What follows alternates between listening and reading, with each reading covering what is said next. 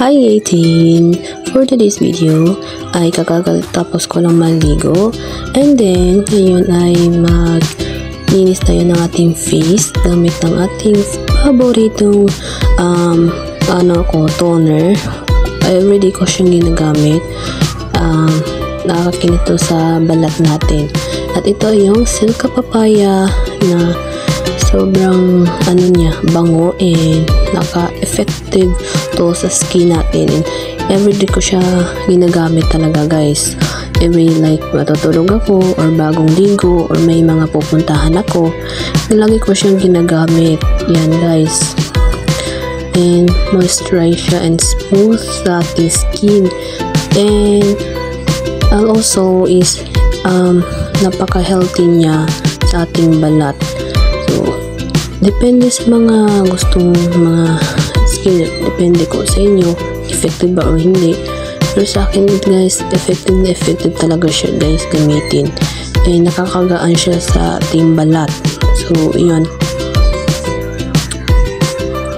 Kakatapos ko talagang maligo guys. Kasi ilang araw na akong hindi naliligo. So, yun, kita-kita niyo naman yung dumi ng mukha ko. Pero, hindi as in dumi. So, ngayon ay pinapahipahid natin siya para ma-spread lahat. Yan. And also guys, yan, 18. Ito yung sunscreen cream na ginagamit ko rin. Yan. Kunti lang talaga yung ginagamit ko guys kasi mabilis na akong pawisan talaga guys. Alam niyo naman na kapag gumagamit ako ng mga ganitong sunscreen or rejuvenating ay madali lang talaga akong pawisan guys. At sa totoo lang talaga guys, wala akong pupuntahan yan. Naliligo lang talaga ako kasi mainit and then sobrang hindi ko komportable kapag hindi ako nakaligo. So, ayan. And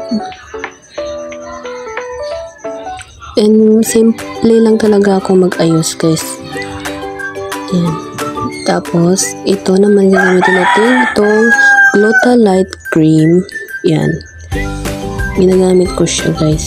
Like, mag-shooting ako sa TikTok, ganun. Lagi ko siyang ginagamit guys. Yan. And also, din siya, oily din siya pag, ginagamit. Pero, kahit na madali lang ako pawisan guys, ginagamit ko pa rin siya guys. So, ayan yan mga kasingkit, mga 18. So, ayan. Sa mga gusto din hindi pa nakaranas ng pag-aayos sa sarili, pwede nyo din itong panoorin itong video ko para marunong din kayong mag-ayos ng sarili ninyong mukha. Sa mga hindi pa naka-experience sa pag-aayos ng mukha ninyo sa sarili ninyo, pwede nyo itong panoorin itong video ko. So, ayan guys. Medyo binalisan ko lang talaga kasi mahaba yung video ko eh. So, next naman natin is itong tinted brown na para sa ating kilay para mas maayos yung pagkalagay natin ng ating eyebrows. And also, lagi ko siyang ginagamit guys, itong pakilay. And paano to sa kilay guys, para tumigas yung kilay natin. And ayan, inaayos ko lang siya guys kasi lumaglas, to siya eh, parang lagpas-lagpas na yung ginawa ko dyan. Kaya may mga din na binubura-bura ko. Depende talaga guys. Minsan maayos yung pagkalagay ko sa kilay ko, minsan hindi. Pero ngayon is ito. Yan, bagong bili ko pala yan guys, yung eyebrow na kulay black kasi mas komportable ako sa black kaysa brown. So ayan guys, nilagyan ko na siya. Medyo mabilis lang yung video ko dyan guys kasi mahaba yung video. So need ko talagang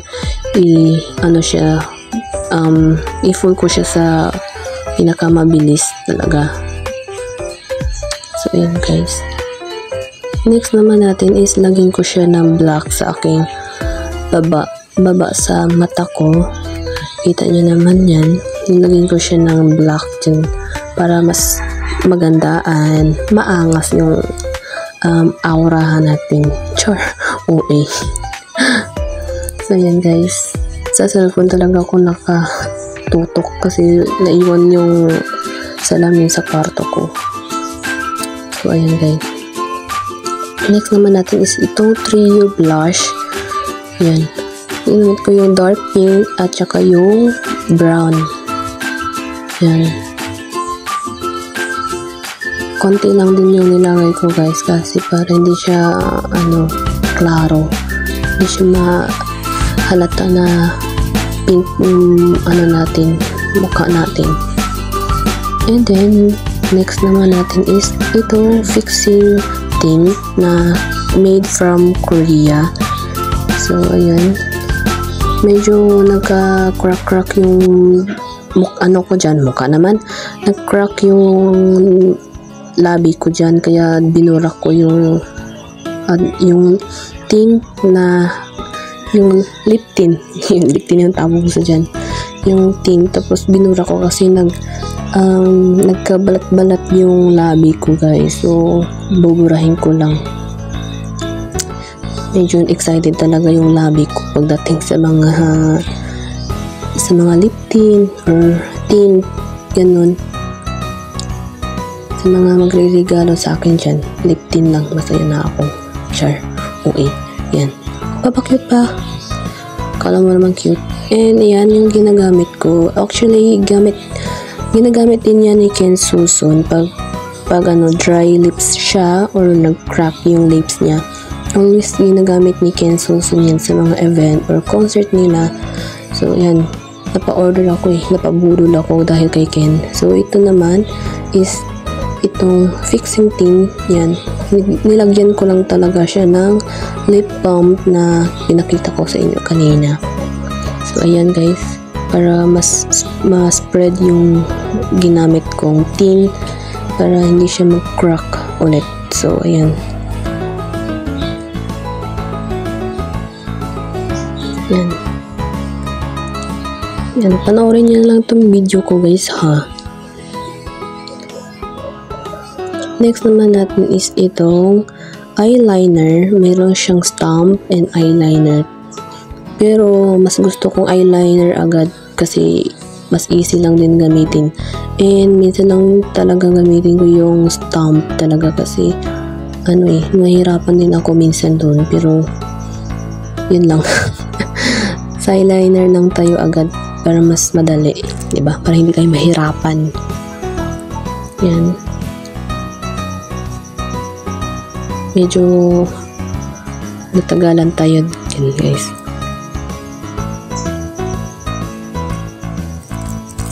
Mahaba yung video. Yan guys, tapos na. Yan, pakyut ulit. Yan. Inayos ko lang talaga yung pagka-eyeliner, pag-line ng mata ko dyan. Ayan, tapos na. Ganyan talaga. Ayan. Also guys, nagpagupit ako ng buhok and ako lang din yung gumupit sa mukha. Kaya mukha ba magugupit? Timang. Yung buhok ko guys, ako lang talaga yung naggupit niyan kasi alam niyo naman, si person boring sa sarili. Boring. Kaya yan, ginupit ko yung buhok ko. Back to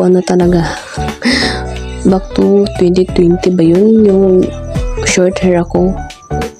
Kaya ngayon 2025, ayan, nagpagupit ulit ako. Binalik ko lang talaga yung dating kong buhok.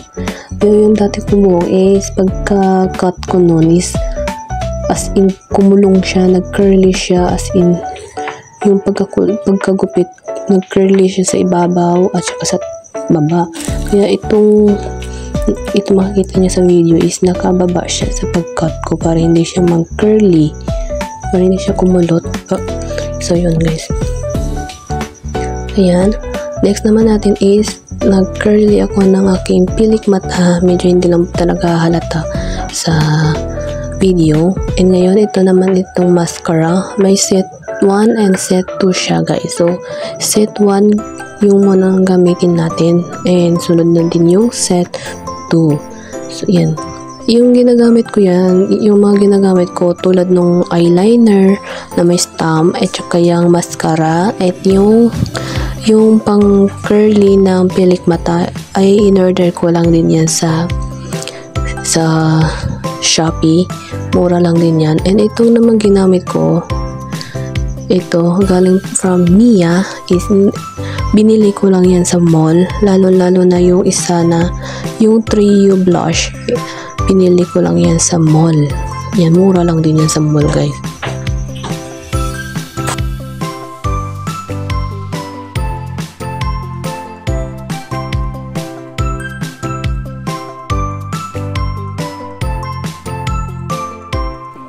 So yan guys. Hold tayo sa ating ginagawa. Ayun guys, kinulay ko lang yung mata ko ng brown. Yan. Make-up lang tayo ng konting-konti lang para hindi naman tayo mukhang haggard. Ayan, kulay brown. Yan, yung shiny shimmering sa aking mata. Yan. Para mayroon naman talagang yung mata natin, shining, shimmering, splending. Char. Okay. So, yan guys.